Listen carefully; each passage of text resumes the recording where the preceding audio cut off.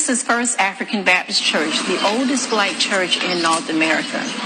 The building, built by slaves. The gentleman that laid the first brick laid the last.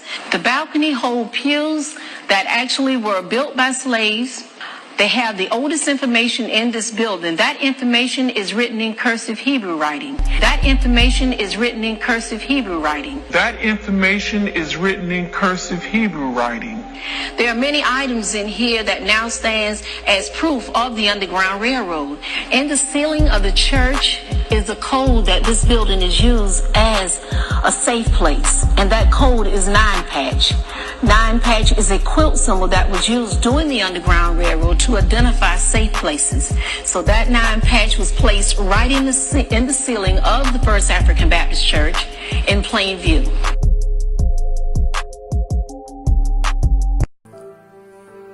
In the early 1800s, a community was established in Prince Edward County, Virginia, that consisted of freed slaves who called themselves Israelites.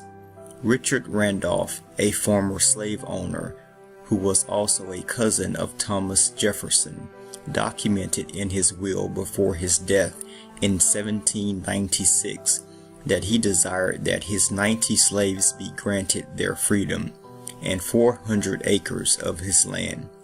In 1810, his widow honored his wishes, freeing the slaves and granting them 350 acres of land. The former slaves are responsible for giving the name Israel Hill to the community they established on the land, and the residents of the community called themselves Israelites.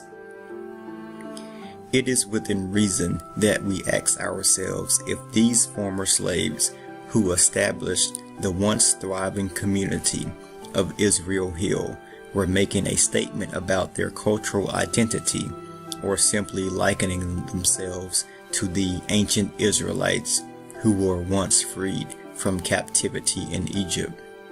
We should perhaps consider the possibility that throughout their generations they were taught by their elders that they were in fact the children of Israel. There is much historical evidence to support this notion. Today, there remains a few African American families who live in Israel Hill, at least one of which that is believed to consist of descendants of the early settlers. Over the last 3 generations, many Israelites left to pursue opportunities in surrounding areas. Much of the area is now wooded and uninhabited. However, this community was once nearly as populated and well organized as the later developed Black Wall Street in Tulsa, Oklahoma.